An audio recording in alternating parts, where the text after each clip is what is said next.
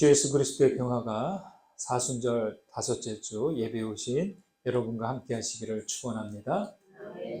한 주간 평안하셨습니까? 감사합니다. 16세기까지 세상은 태양과 달을 포함한 하늘의 모든 별들이 우리가 살고 있는 이 지구를 중심으로 움직인다는 천동설을 믿고 있었습니다. 왕들과 교회 지도자들을 비롯한 모두가 당연하게 생각했죠. 그런데 어느 날 코페르니쿠스가 천동설을 의심했고 연구 결과 지구가 중심이 되어 천체가 움직이는 게 아니라 지구가 태양을 중심으로 돌고 있다는 것을 알게 되었습니다. 그는 이 내용을 발표하지 않고 신앙이 좋아서 이거를 발표했다간 커다란 충격이 있을 것을 알고 꼭꼭 숨겨두었어요. 그리고 30년이 넘게 숨겨두었다가 죽음을 얼마 남지 않고서 출간했는데 그때 교황 파울루스 3세에게 헌사한다라는 내용을 붙여서 출판을 했습니다. 여러분, 지금 천동설이 맞는다고 말하면 어떻게 될까요? 바보 소리를 듣지만 당시에는 지동설을 주장하는 코페르니쿠스가 조롱을 받았습니다. 그의 주장에 세상은 깜짝 놀랐고요. 종교 개혁가인 장 깔뱅과 마르틴 루터도 그를 어리석다고, 바보 같다고 말했습니다. 이후에 케플러나 갈릴레오와 같은 학자들에 의해 그의 이론이 입증되었죠. 천동설이 지동설로 바뀐 것은 엄청난 변화였습니다. 그래서 어떤 이론과 관점이 뒤집히는 것, 크게 바뀌는 것을 두고 코페르니쿠스적인 전환이라고 합니다.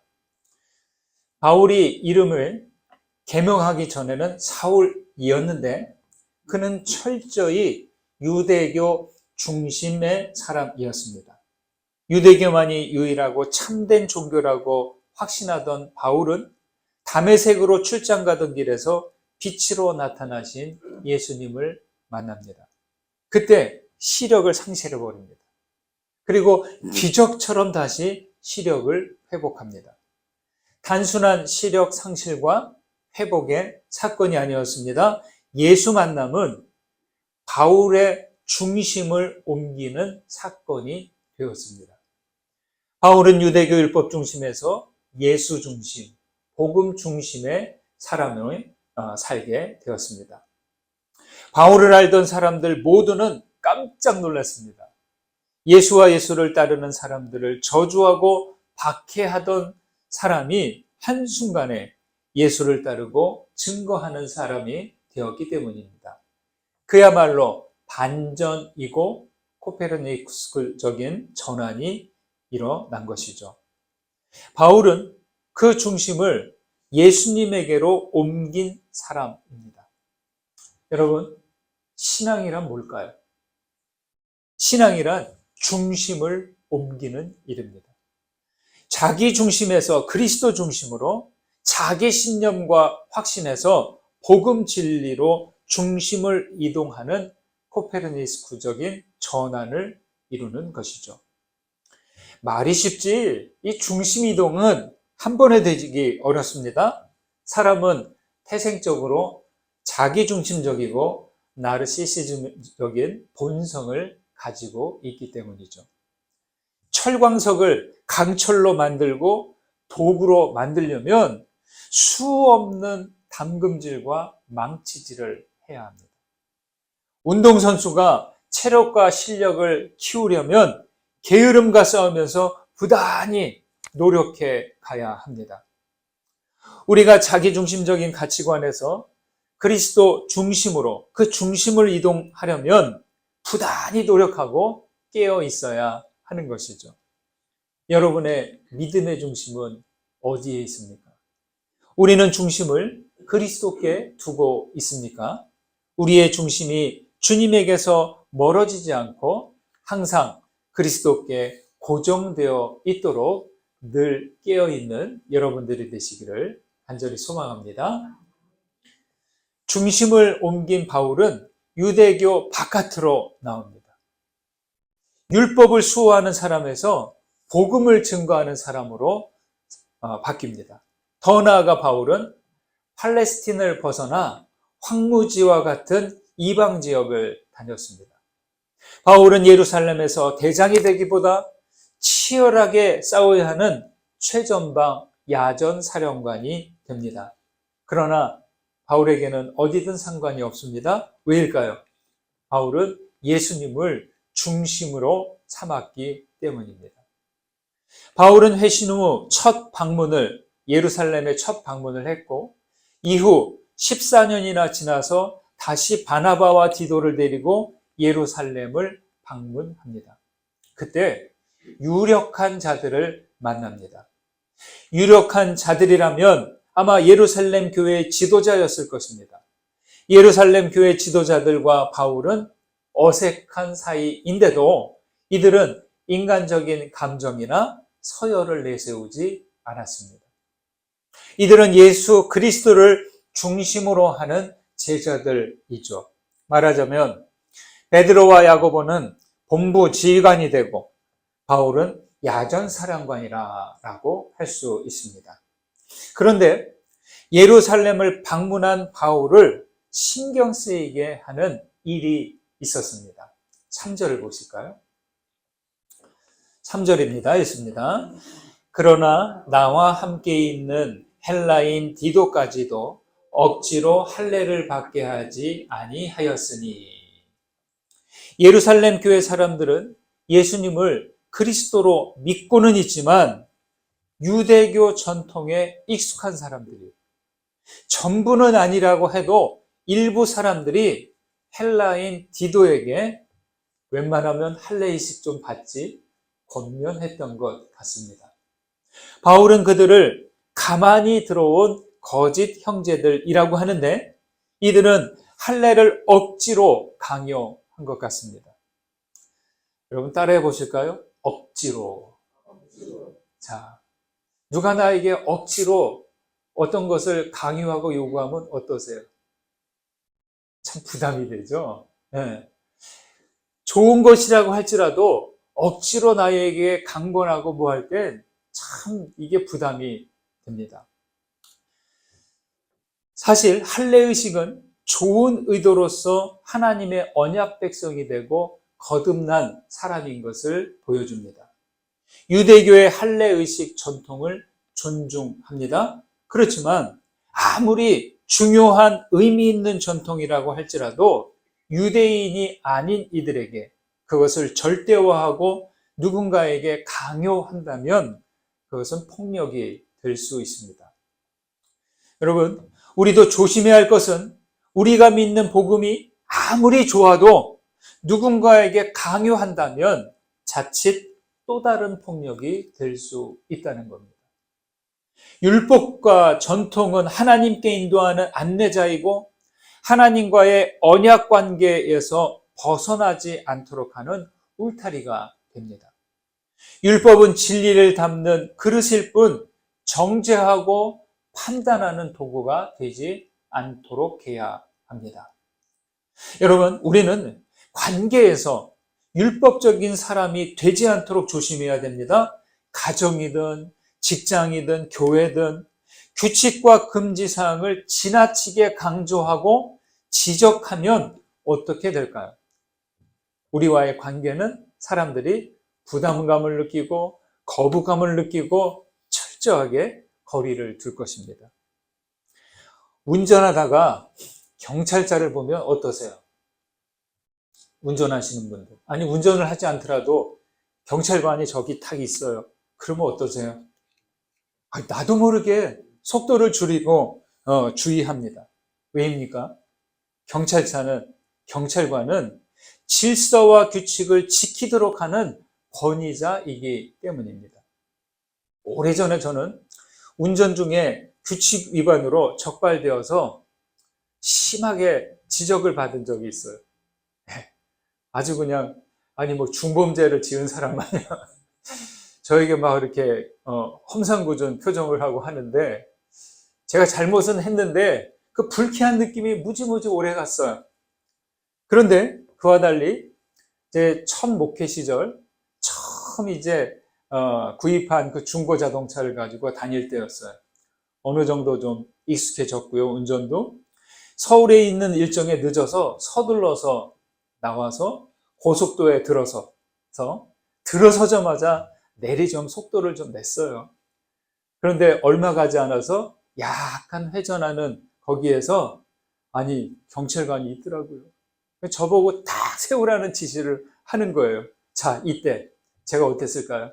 내리 도망갔을까요? 섰을까요? 아니, 어떻게 하세요? 제가 내리 도망갈 그런 용기 있는 사람은 아니고요. 그래도 양심이 있어서 차를 세웠어요. 그리고 창문을 탁 내리니까 이제 단속 경찰관이 딱 와서 저에게 말하는 겁니다. 선생님, 여기서 속도를 내시면 상당히 위험합니다. 제발 속도를 줄이세요. 그리고 가족을 생각하십시오. 이 뒷말에 움찔했어요. 네. 그렇게 주의만 주고 조심하라고 보내줬어요. 범칙금을 물리게 하지 않은 것도 있지만 저는 너무나 고마웠습니다. 네.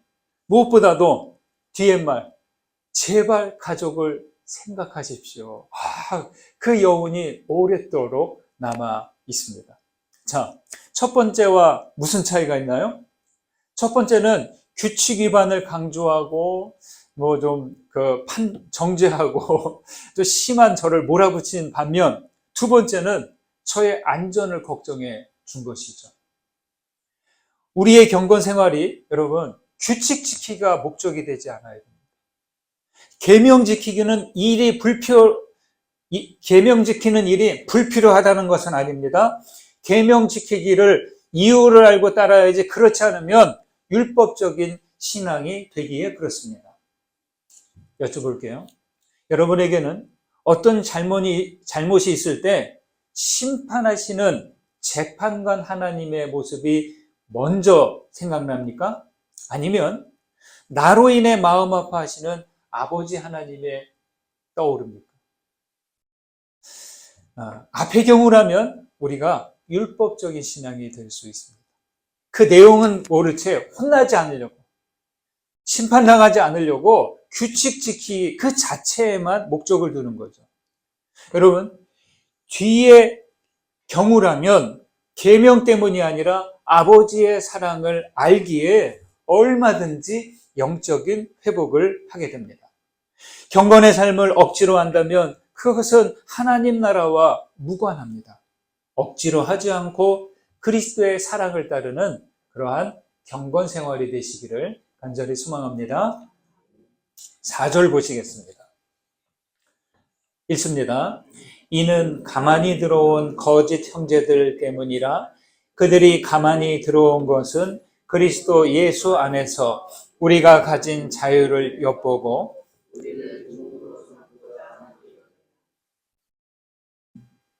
가만히 들어온 거짓 형제들은 율법을 사용해서 종으로 삼으려 했고, 단순한 정죄하고 판단하는 것을 지나서 차별하고 배제하기까지 합니다.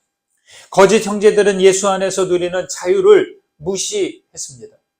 율법과 경전을 이용하는 것을 넘어 자기 출세와 권력과 욕망의 도구로 삼는 일입니다. 복음서와 사도행전 시대의 배경은 억압의 시대였어요. 크게 세 가지 부분에서 자유롭지 못했습니다. 첫째, 정치에서 자유롭지 못했어요. 그 당시는 로마가 통치하던 시대이기에 로마 시민권자는 대우와 보호를 받았지만 피지배 나라 사람들은 차별과 멸시를 당했습니다. 두 번째는 경제에서 자유롭지 못했습니다. 당시는 역시 양극화 현상이 심했는데 이중으로 세금을 내야 했어요. 로마 당국자에게도 세금을 냈고요. 그 다음에 성전을 꼬박 가야 되는데 성전에도 세금을 내야 했고 그랬습니다. 그뿐만이 아니라 부역과 국가 건축으로 착취를 당했습니다. 세 번째는 종교가 자유롭지 못했습니다. 참 이 부분이 안타깝습니다. 특히 유대교는 엄격한 율법 적용으로 사람들을 올가매었죠. 당시 사람들의 처지를 생각해 보십시오. 얼마나 어려웠을까요? 하나도 힘든데 정치와 경제와 종교 이 차원에서 이중삼중으로 눈치를 보고 스트레스를 받고 지냈다는 것이죠. 억압과 불안의 시대는 불행한 사회입니다. 살아도 사는 게 아니죠. 바울은 여기서 말합니다. 그리스도 예수 안에서 우리가 가진 자유라고 합니다. 그리스도 예수 안에서 우리가 가진 자유입니다. 그렇습니다. 예수를 그리스도로 모신 이들에게는 자유함이 있습니다. 예수를 믿는 여러분들에게 자유함이 있습니까? 우리가 예수를 따르는 순간부터 얽어맨 사슬이 풀어집니다. 예수 복음은 죄와 억압과 멸시와 차별과 위협에서의 해방이고 구원을 막는 모든 것에서부터의 자유입니다. 예수님을 자신을 두고 말씀하셨잖아요. 나는 길과 진리와 생명이다. 여러분이 예수를 믿는다면 바른 길을 가고 있는 것이고 여러분이 예수를 믿는다면 이미 생명을 얻은 것입니다. 인생의 참된 길을 찾으셨습니까? 죽음에 맞서는 용기를 얻었습니까? 그렇지 않다면 우리는 우리의 믿음을 되돌아봐야 할 것입니다. 예수 그리스도는 길과 진리와 생명이십니다. 다시 말해 예수님은 한 점이십니다. 한 점. 적막한 광야를 가더라도 북극성이라는 한 점이 있다면 길을 잃기도 하지만 방향은 잃지 않습니다. 여러분, 진리는 북극성과도 같습니다.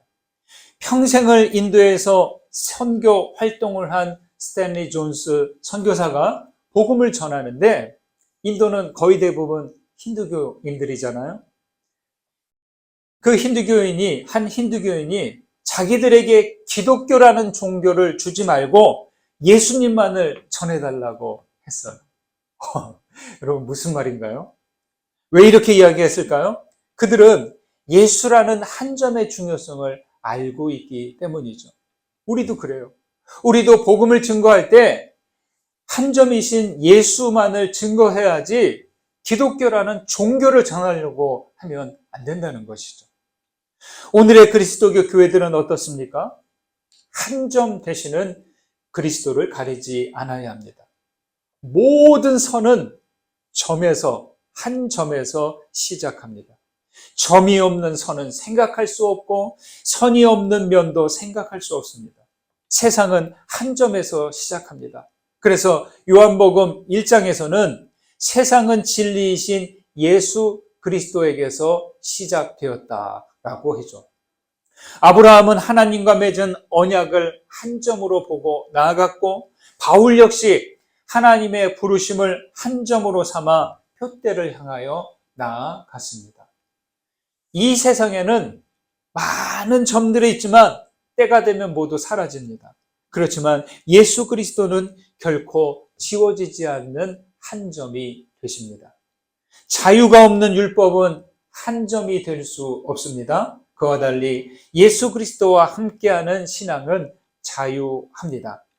영원히 변하지 않고 한 점 되시는 예수님과 함께 자유를 사시는 여러분들이 되시기를 간절히 소망합니다. 5절 말씀을 보시겠습니다. 5절 읽습니다. 그들에게 우리가 한시도 복종하지 아니하였으니 이는 복음의 진리가 항상 너희 가운데 있게 하려 함이라. 그들에게라고 하는데 그들은 누구일까요? 그들은 할례를 강조하고 율법 준수를 진리처럼 여기는 사람들이죠. 그들은 자기들처럼 하지 않으면 틀렸다고 하고 위협하고 두렵게 합니다. 어느 시대든지 어느 곳이든지 그들이 있습니다. 우리를 향해 위협하고 틀렸다고 불안하게 하는 그들이죠. 권력과 부를 가지고 사익을 추구하고 사람들을 비열한 경쟁으로 몰아대는 세상이 그들입니다. 군사력과 경제력으로 힘없는 나라를 공격하고 위협하는 나라들이 그들입니다. 사람들의 불안 심리를 이용해서 현실을 도피하고 맹목을 강요하고 불이한 이익을 취하는 이단 사이비들이 그들입니다. 세상은 내용도 모른 채 그들을 동경하기도 합니다. 우리도 복음을 제대로 알지 못한다면 얼마든지 그들과 같은 사람들이 될 수 있습니다. 우리는 부당하고 불의한 권세에 복종하지 않아야 합니다. 인도의 마하트마 간디는 인도인들을 수탈하는 영국인들에게 불복종했습니다. 헨리 데이비 소로는 부당한 전쟁의 시민 불복종 운동을 했습니다. 우리나라 같은 경우는 일제 식민지 시대에 억압하는 그 제국의 권력에 3.1 만세 운동으로 불복종했습니다. 마틴 루터 킹 목사는 인종차별 정책에 비폭력 저항을 했습니다. 그리고 누구보다 나사렛 예수 그리스도는 불의한 로마 권력과 성전 종교 지도자들에게 복종하지 않고 십자가를 받아들이셨습니다.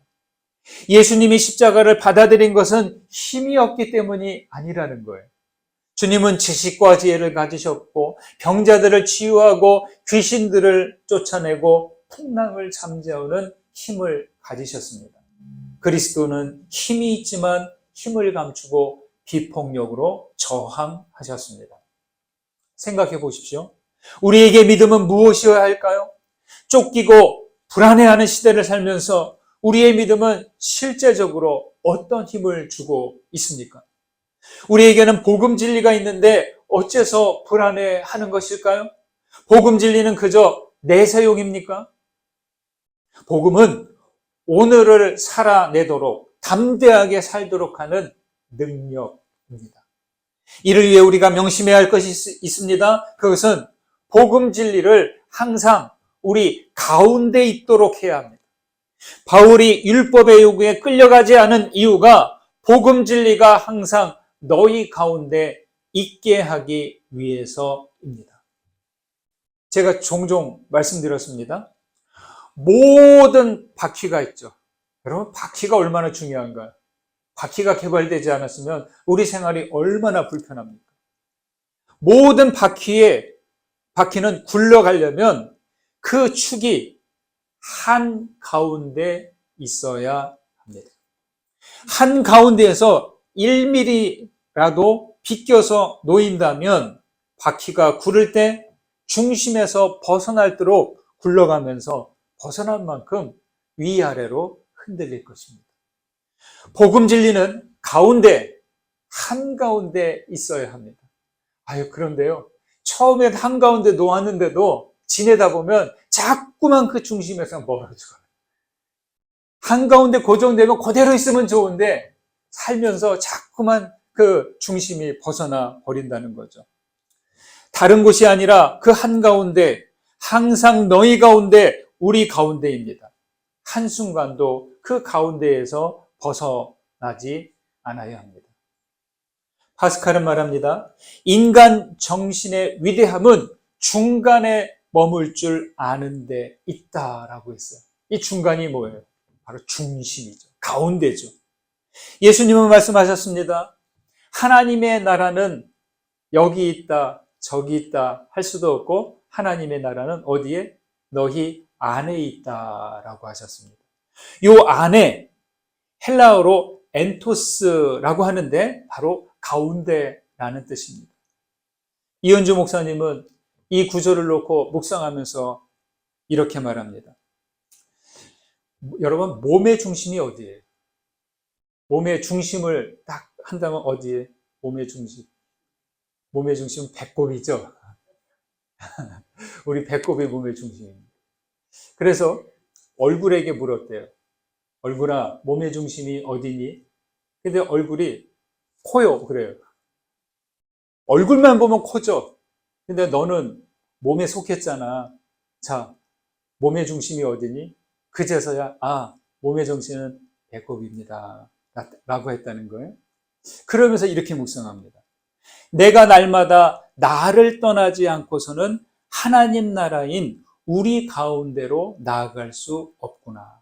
그렇죠? 얼굴이 중심을 여기로만 생각하면 안 되는 거예요. 여기에서 몸의 진짜 중심, 우리의 중심인 배꼽으로 계속 옮겨가야 한다는 거죠. 우리 가운데로 나아갈 수가 없구나.